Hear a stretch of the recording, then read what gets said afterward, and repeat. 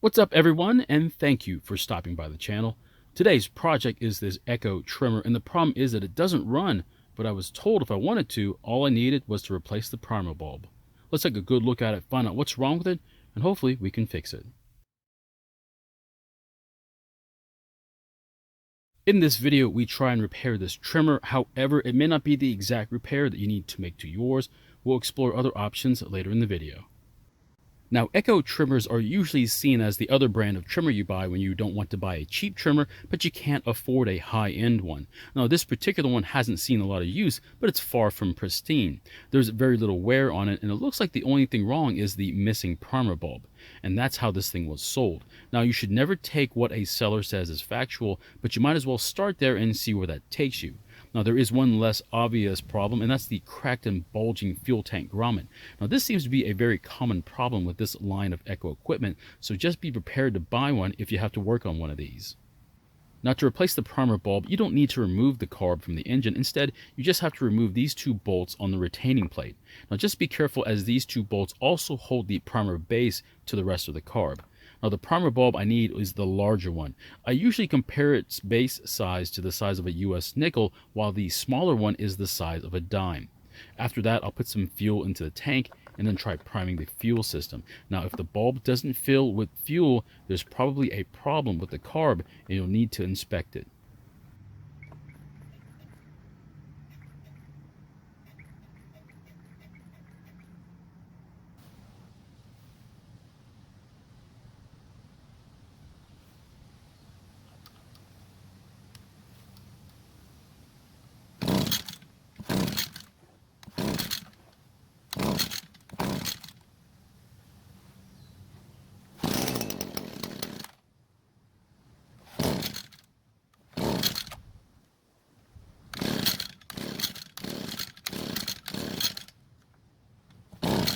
So it tried to start, which is better than expected. The problem though is the choke sticker is missing, so I need to confirm which direction the choke is on and when it's off.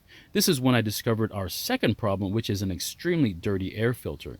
Now, if the filter is clogged, not enough air can get into the engine, so it's likely to flood. So the forward position is choke, and the rear position is no choke. Now, if you replace the filter cover without the filter, the wing nut will get in the way of the choke lever. So for right now, I'll just try starting it without the cover on.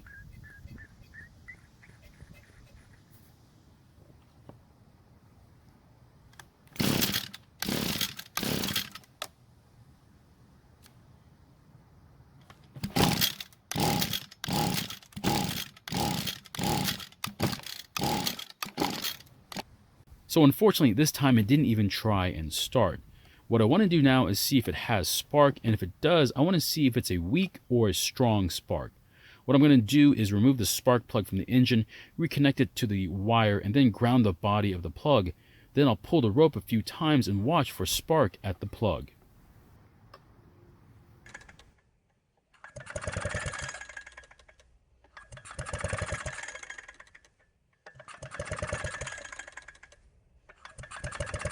And as you can see, the spark was very bright and easily seen, so we have plenty of spark.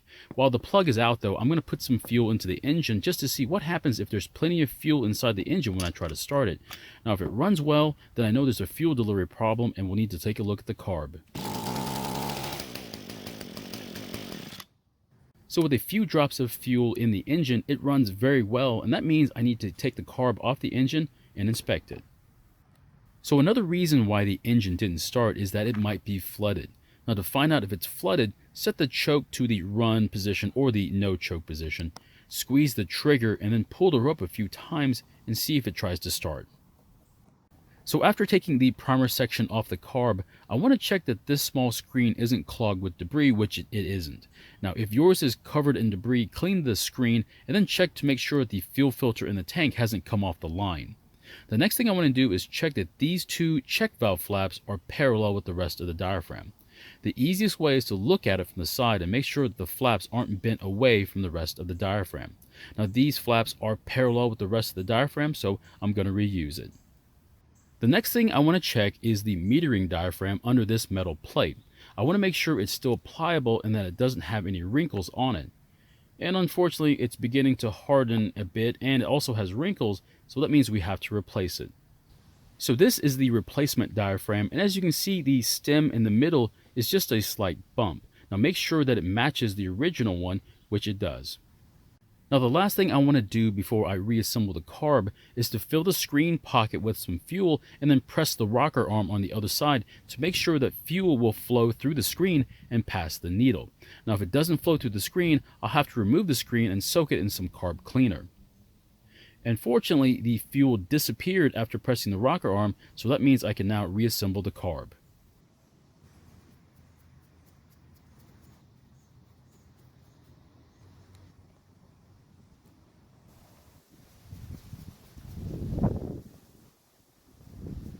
So the next thing I want to address are the fuel lines in the tank grommet.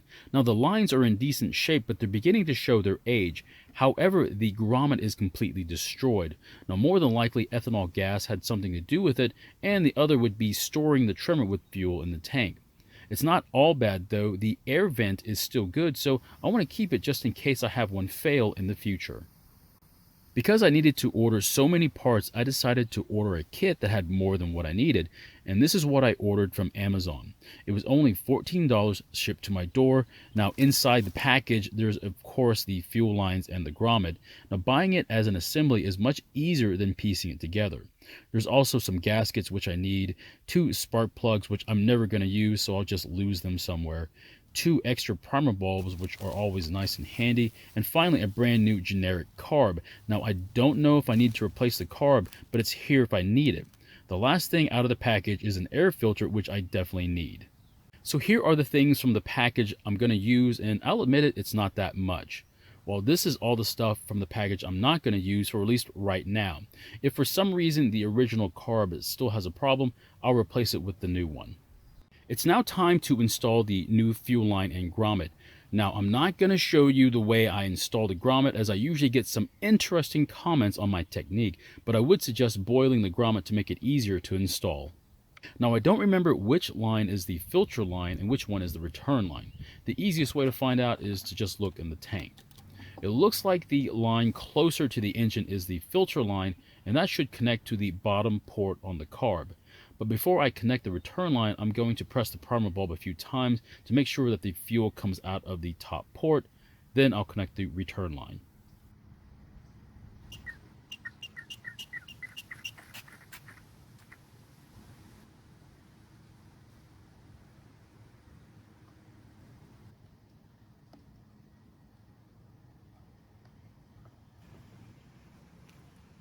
One important note, don't forget the gaskets, otherwise the engine might not run or even start.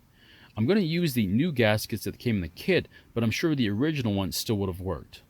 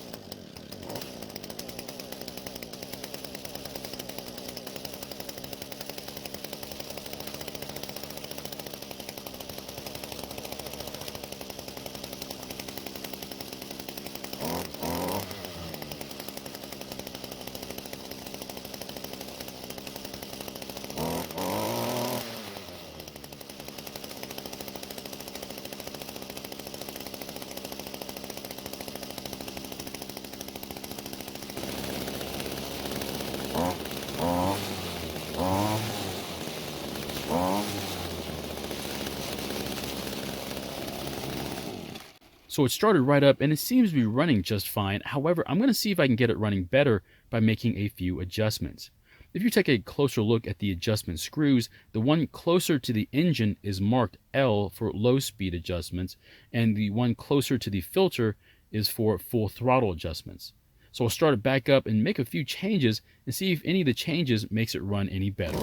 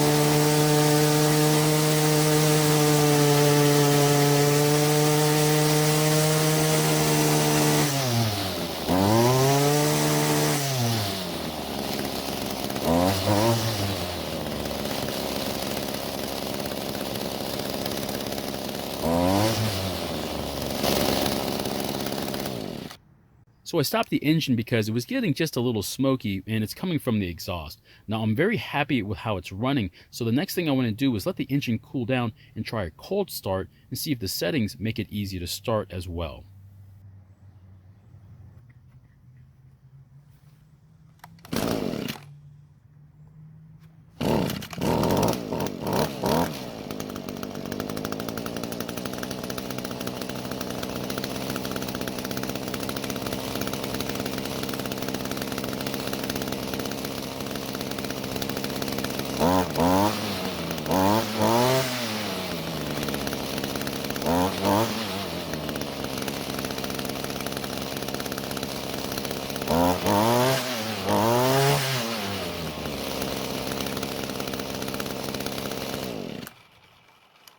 So it starts just like it's supposed to and runs exactly the way I tuned it.